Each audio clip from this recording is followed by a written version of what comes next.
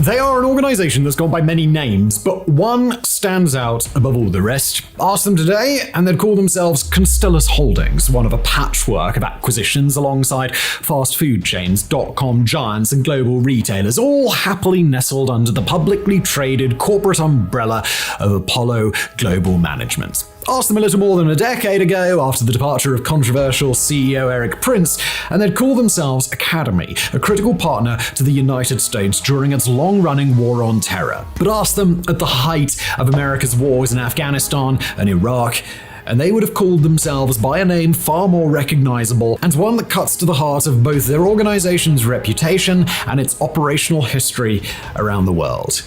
That name is Blackwater. But asking what this organization calls itself and asking what the organization actually is are two fundamentally different questions, and what this organization is, no matter what you call it, is a mercenary company. In fact, during its years in operation, the organization formerly known as Blackwater has been America's premier private military contractor, or PMC, a position that's earned the organization everything from acclaim by the United States government to condemnation as instruments of American violent interventionism around the world. So today on Warographics, we're going to take a closer look at Constellis Holdings, at its complicated and often dark past as Blackwater, as well as its convoluted evolution in the years since, and the role that it still plays today all across the world.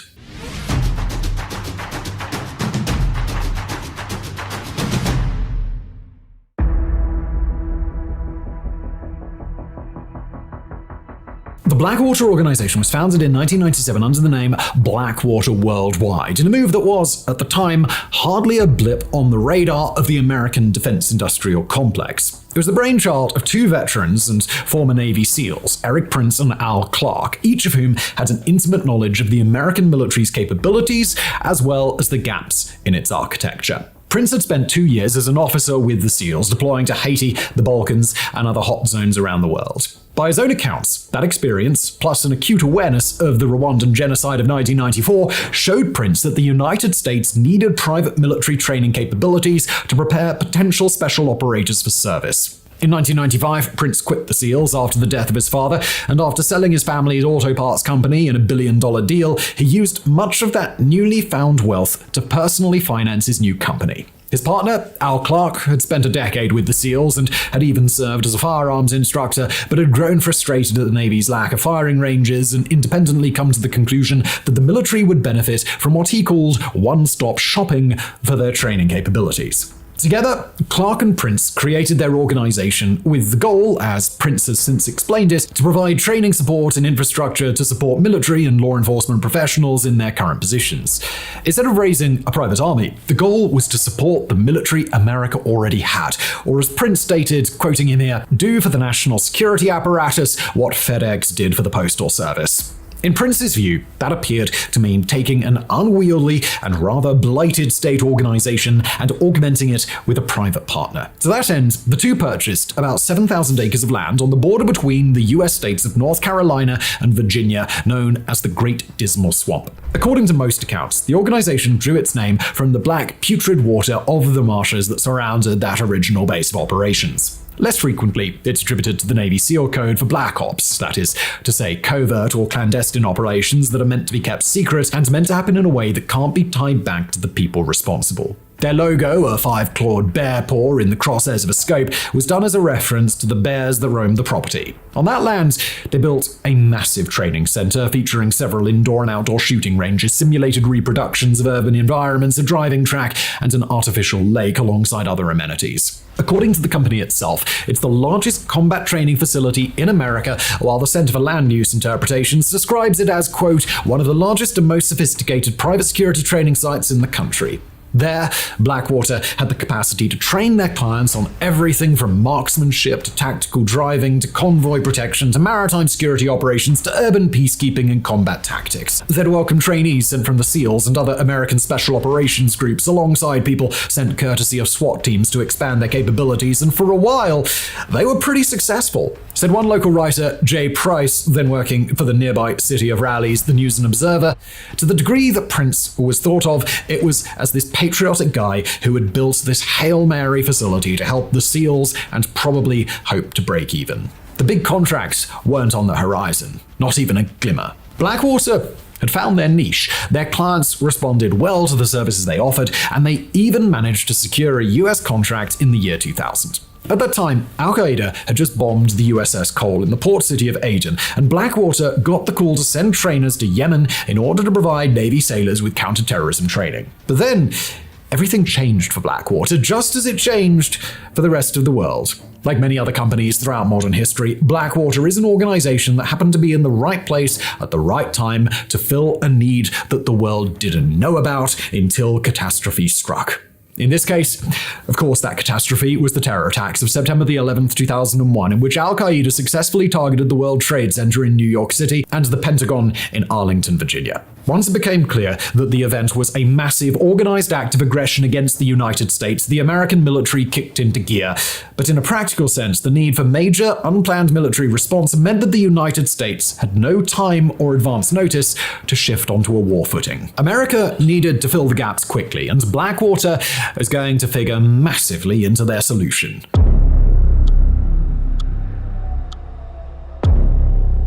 Blackwater's first contract as part of the War on Terror came in early 2002 when high-ranking CIA officials solicited the company's services for a protection job. The CIA was looking for 20 men, all with top-secret security clearances and the ability to travel to Kabul, Afghanistan, who could protect the CIA's headquarters in the country and keep an eye on a second, more remote military base. At that time, American intervention in Afghanistan was still in its early stages, with active CIA operators being the primary forces on the ground who were hunting for Osama bin Laden. But then, as now, the American roster of top-level operators isn't a particularly long list, and Blackwater's connections with experienced and highly trained operators like the Navy SEALs meant that they were an ideal way to outsource some of the lower priority needs of the agency. Put Eric Prince's guys on guard duty, and America's Black Ops best and brightest could do more with their limited numbers. For an initial 6-month contract, in exchange for over $5 million, Prince personally led his team to Afghanistan.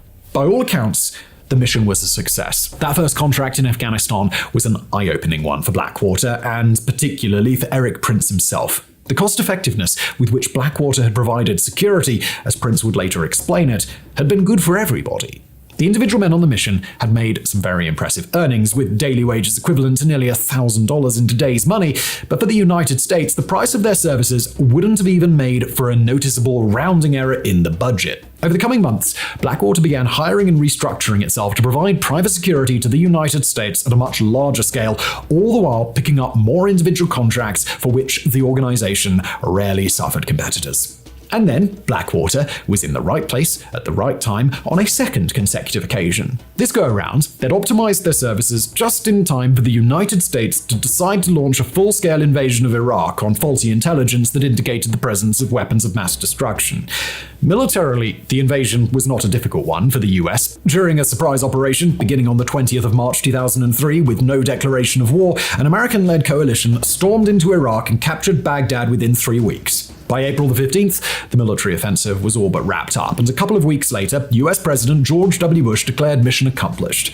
Of course, anybody with even the most cursory awareness of how the Iraq War went knows that the mission was, in fact, not accomplished, and before long, America was dealing with a full-blown insurgency. That was going to be a particularly massive problem, because now the US had pivoted toward the long, hard slog of rebuilding. American diplomats, intelligence officers, humanitarians, and more were all pouring into Iraq just as the American government was realizing that much of the Iraqi population really didn't want them there. To address that problem, Blackwater conferred 3 particularly helpful advantages to the US government when compared to the prospect of using its own troops for protection duties. First, it allowed the US to save their well-trained personnel for other more important and high-risk missions where their manpower was badly needed. Second, it provided a means to put more boots on the ground in Iraq and for more dangerous purposes without the US military having to actively send the American taxpayers' sons and daughters into particularly dangerous assignments. And third, it meant that if an operation went sideways, whether by killing Blackwater contractors, leading to the deaths of American VIPs, or having personnel act out some not-so-acceptable animosity toward local Iraqis, then it would be Blackwater, and not America itself, who would take the blame. Blackwater made its entrance to Iraq in the fall of 2003 when it was awarded a nearly $28 million contract to protect one Paul Bremer. A longtime member of the US Foreign Service who'd cut his teeth as a prominent wingman to Henry Kissinger, Bremer had been appointed as the leader of the Coalition Provisional Authority, the organization that the US had set up to basically run Iraq for a while. In that post, Bremer had the authority to rule by decree, exercise control over an Iraqi interim governing council, and to write whatever conditions he wanted into the new Iraqi constitution. All of that meant that Bremer had a massive target on his back now that there was a full-blown insurgency running amok through the country. Blackwater were the ones to provide a large security detachment around Bremer, relying on multiple helicopters and a highly visible contingent of very well-armed, very scary-looking American gunmen to deter any attempts on Bremer's life. They would oversee Bremer's security up until the end of June 2004, when Bremer finished up his work and left Iraq in the hands of an interim government. Days later, Blackwater would receive its biggest military contract yet for nearly $500 million in exchange for offering protection for US State Department diplomats in Iraq, Afghanistan, and other nations. During those same years, Blackwater would be called upon to guard American military installations in Iraq and provide training for the new US-backed Iraqi security forces. Blackwater would start picking up duties organizing and protecting convoys, providing supplemental assistance to train Americans on the ground, and guarding a wide range of civilian VIPs. They even had the resources to start running aerial surveillance operations. During Hurricane Katrina, Blackwater would dispatch a contingent of several hundred employees to the American South, largely to guard the wealthier inhabitants of New Orleans from what was, at the time, portrayed as a lawless environment in the wake of the disaster. Wrote Jamie Wilson for The Guardian, quoting, "Hundreds of mercenaries have descended on New Orleans to guard the property of the city's millionaires from looters. The heavily armed men, employed by private military companies including Blackwater and ISI, are part of the militarization of a city which had a reputation for being one of the most relaxed and easygoing in America." The quote ends. Blackwater would work alongside other American and Israeli mercenaries at that time, guarding points and properties of interest, while a smaller detachment from the group assisted directly in rescue efforts. But by the time Blackwater forces deployed to assist in the aftermath of Hurricane Katrina, the organization had already been caught up in the first of many incidents that would later come back to haunt it. The first such incident was one that prompted outrage at the time, not against Blackwater contractors, but to avenge them. In an incident on March 31st, 2004, a Blackwater convoy conducting a food delivery in the Iraqi city of Fallujah was attacked by insurgent forces. The 4 Blackwater contractors operating the convoy, Scott Halvenston, Jerry Zovko, Wesley Batalona, and Mike Teague, were killed, and their corpses were beaten, desecrated, burned, dragged through city streets, and eventually hung on a bridge over the Euphrates River. The attack was a shock to the United States, one that the US military would ultimately avenge during the Second Battle of Fallujah, which, by the way, we've published a separate episode on if you'd like to learn more about that. But according to the families of the victims, after the fact, the Blackwater employees had been ill-prepared to lead the convoy that day. According to legal testimony from a former Navy SEAL who'd known one of the killed contractors, former SEAL Scott Halvenston, quite well, people receiving training through Blackwater were trained largely to operate armored vehicles, not the unarmored vehicles the contractors had been given in Fallujah.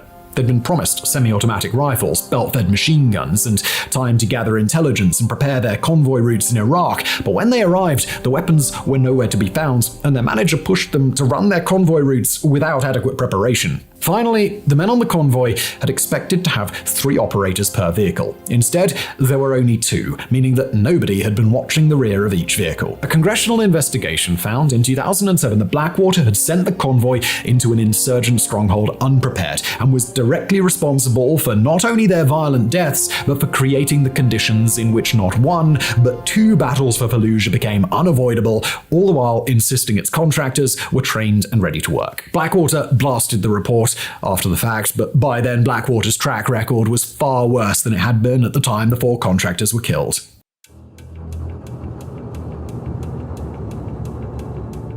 It was about this time in Blackwater's history that what had at first been seen as relatively harmless corner cutting during a free-for-all stage of American private contracting started to become a pattern of questionable conduct inside Iraq. In early 2005, Blackwater contractors working to protect a State Department convoy fired 70 rounds of ammunition into a car that had been perceived as a threat after it had refused an initial order to stop. Blackwater would later be found not to have been justified in carrying out the shooting. Claims that the convoy had been fired upon were later dismissed when it was found that a Blackwater contractor had actually fired his own gun into his own vehicle accidentally. Months later, 6 Blackwater contractors were killed alongside 5 international contractors when their helicopter was shot down, marking the first instance that a civilian helicopter had been felled from the sky during the US-led intervention. In early 2006, a Blackwater sniper killed 3 Iraqi guards while shooting down from the roof of Iraq's Justice Ministry in an incident that Iraqi witnesses, including an army commander and guards from the Justice Ministry, called unprovoked. The US State Department would find that the act, quote, fell within approved rules governing the use of force. That same year, Blackwater contractors would crash their SUV into a US Army Humvee, and rather than working with the soldiers on the scene, the contractors disarmed them and forced them to lay prone at gunpoint until the situation was resolved. Toward the end of that year, a Blackwater employee would shoot and kill a security guard working for the Iraqi vice president in an incident during which that employee was reported to have been drunk. All the while, the organization proved that it was too valuable to the United States for the US to risk severing ties. In 2006, Blackwater would secure an even larger contract than it had done before, landing a bid to provide security to the US Embassy in Iraq.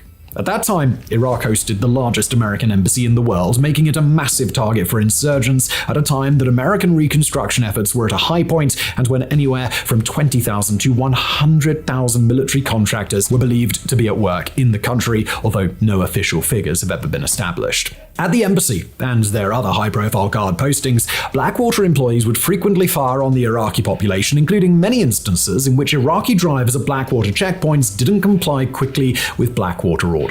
Nonetheless, they were a cheaper option than American soldiers. They kept US manpower set aside for more important tasks, and they made sure that when incidents of violence occurred, the Americans behind the trigger were not technically US military personnel. And even worse was what came on September 16, 2007, in an incident that would later become known as the Nisour Square Massacre. On that day, a 19-man team of Blackwater contractors in a 4-truck convoy responded to an explosion of a car bomb at a site where US and Iraqi leaders were having a meeting. The Blackwater team was supposed to secure an evacuation route, but refusing orders, the team's leader decided instead to advance to a location called Nisour Square. There, as contractors locked down a traffic circle, the driver of a Kia car failed to stop when ordered and was shot once in the head by a Blackwater operator. The car continued to roll forward. The person in the passenger seat, who was the mother of the driver, was also shot and killed, and the car was eventually incinerated by a grenade.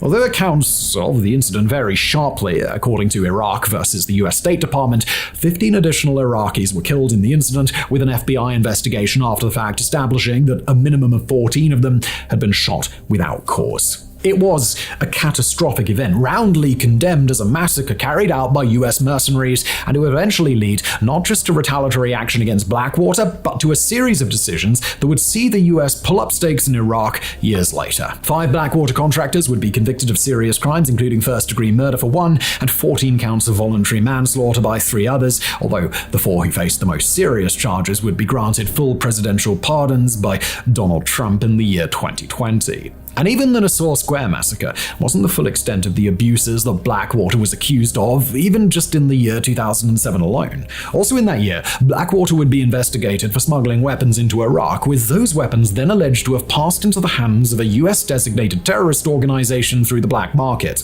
They'd be accused of instigating a standoff in Baghdad between themselves and commandos from the Iraqi Interior Ministry, a group that was ostensibly on the same side of the war. They'd shoot a civilian who was said to have been, quote, driving too close to a State Department convoy. Then in August of that year, a manager from Blackwater named Dan Carroll, who was at the time the leader of Blackwater's Iraq deployment, threatened to kill a US State Department investigator who had been working on and eventually who produced a fierce condemnation of Blackwater's practices and lack of oversight. Wrote the investigator, quoting here, "The management structures in place to manage and monitor our contracts in Iraq have become subservient to the contractors themselves. Blackwater contractors saw themselves as above the law. The contractors, instead of department officials, are in command and control." The quote ends. In describing the incident in which the investigator was threatened, the report reads that Carroll stated, quote, that he could kill me at that very moment and no one could or would do anything about it as we were in Iraq.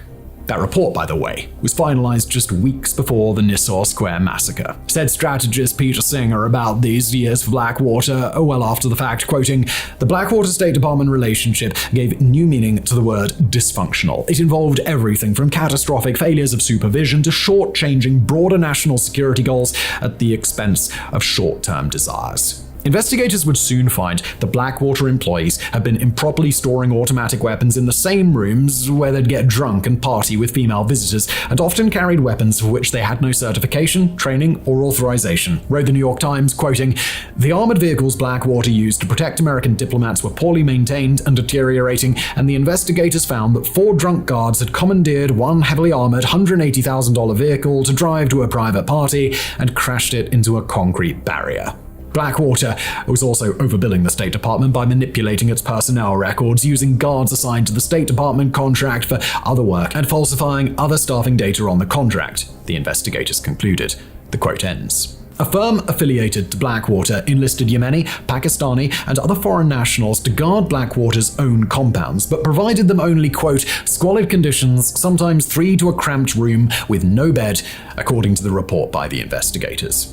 An American journalist, Jeremy Scarhill, alleged that Blackwater operatives had worked alongside the CIA to perform snatch-and-grab operations in Pakistan, where Blackwater claimed only to have a single employee.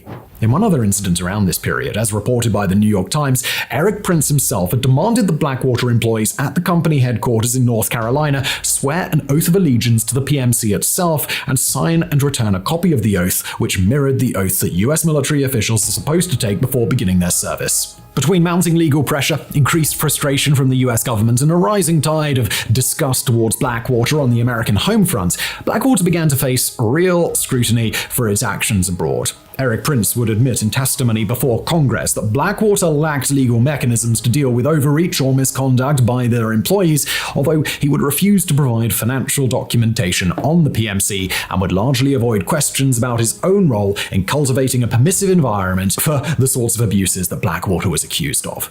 The US House of Representatives began to issue firmer regulations on Blackwater, and the State Department recommended in 2008 that Blackwater be dropped by the US government before announcing in 2009 that Blackwater would not see its contracts renewed the following year. In Iraq, the PMC would have its blanket immunity revoked by the Iraqi-led transitional government, and a barrage of legal action following the event would result in lawsuits against a long list of Blackwater employees. One American lawsuit, filed in Alexandria, Virginia, would allege that Blackwater employees murdered a fellow Blackwater staff member who intended to testify against the PMC, encouraged the murder of Iraqi civilians, laundered money, smuggled weapons, and engaged in child prostitution, while another, filed by an American legal advocacy nonprofit, directly accused Blackwater of engaging in war crimes. But even that withering legal onslaught would only bring Blackwater down in name.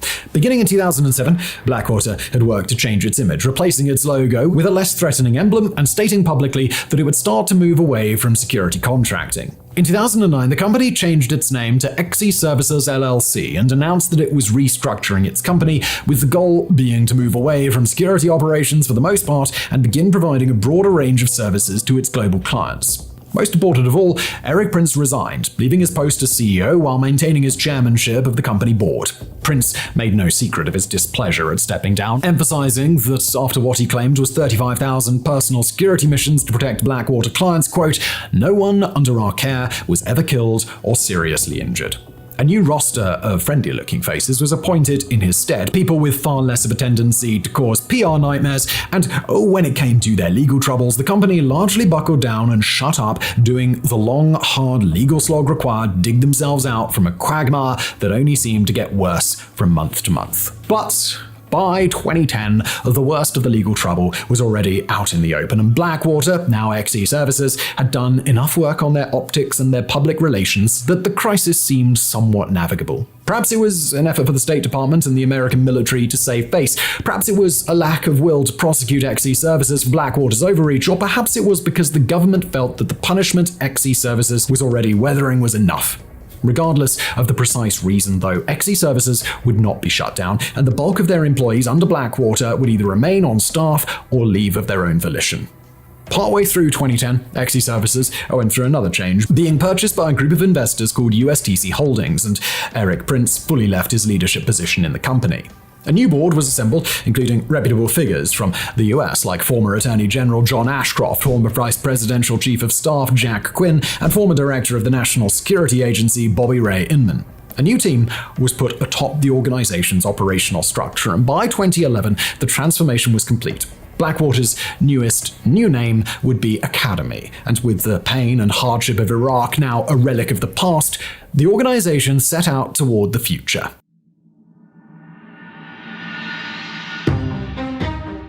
By the time that the American federal government transitioned into its second term under President Barack Obama, the organization formerly known as Blackwater was a very different organization from what it had once been. No longer was it a somewhat haphazard mix of elite former special operators and relative amateurs looking to take advantage of a lucrative opportunity. Now the organization was large and well-developed, with a new compound in Illinois, a much more robust training program to their name, and a well-developed menu of services that included everything from intelligence work to protection operations to large-scale training to maritime security to consulting. Meanwhile, employees who hadn't proven trustworthy during the Blackwater days had been cut loose. The organization completed a merger with another PMC, an organization previously known as Triple Canopy, that featured a much cleaner track record and a much stronger code of conduct than Blackwater of old. Finally, they passed into the hands of the company's current owners, Apollo Global Management. That company is an American asset management firm that does a little bit of everything. Also among their past and present holdings are the photography company Shutterfly, the video streaming and rental service Redbox, the Mexican-style fast food chain Qdoba, the for-profit University of Phoenix, and Yahoo Incorporated. Under Apollo, the newly merged PMC would be granted what is, at the time of writing, still its current name, Constellis. It's a profoundly different experience to describe the Constellis of today rather than the Blackwater Corporation of 2 decades ago. A quick visit to the Constellis website tells of revenues far past the billion-dollar mark in 2023 and operations ongoing in over 50 countries with duties shared between a workforce of 14,000 strong.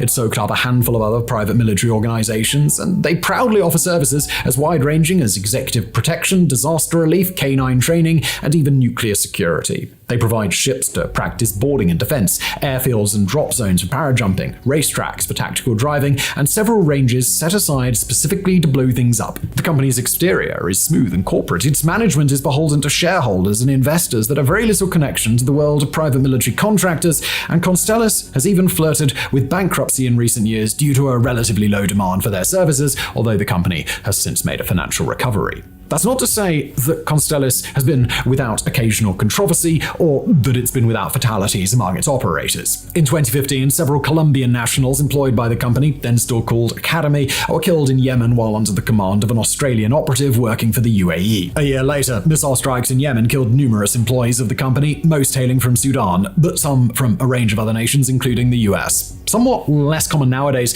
is for the quality of Constellis operators to be called into question because of the company's history. While the decision to solicit the services of Blackwater's descendant organization occasionally does raise eyebrows from country to country, the organization has been largely successful in making the overreaches and catastrophes of the past seem like a distant memory. Whatever Constellis is, or whatever it does around the world, it's gone to great lengths to ensure that the world understands that it is not Blackwater, and that grand initiative appears to have been successful.